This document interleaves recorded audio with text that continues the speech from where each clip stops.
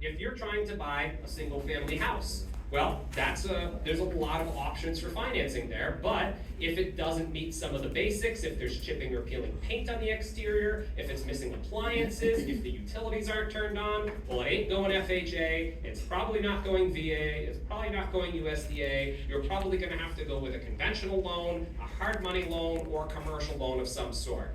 And once you get into these further and further down properties and things that need more and more work, well, the residential lenders might start balking, the commercial lenders eventually might start balking, and you might be stuck just calling up a private lender or a hard money lender instead in order to finance a deal.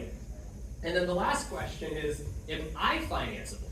This is a problem that I ran into with my first real estate purchases. It was actually easier for me to buy my first 2 buildings and get a hard money loan at 12% interest than it was for me to refinance one of those duplexes 9 months after I already owned it, simply because I was self-employed and the residential lenders don't like self-employed people.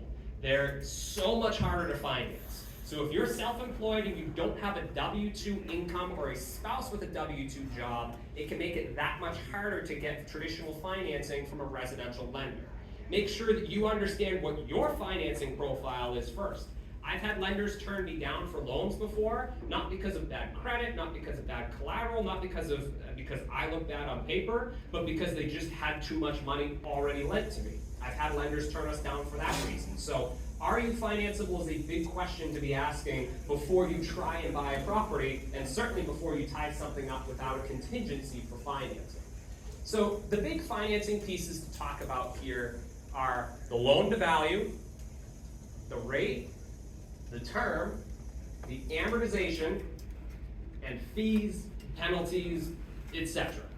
So, what is everybody? Has anybody gone and applied for a traditional mortgage, like for a 2, 3, 4 unit in the last 30 days?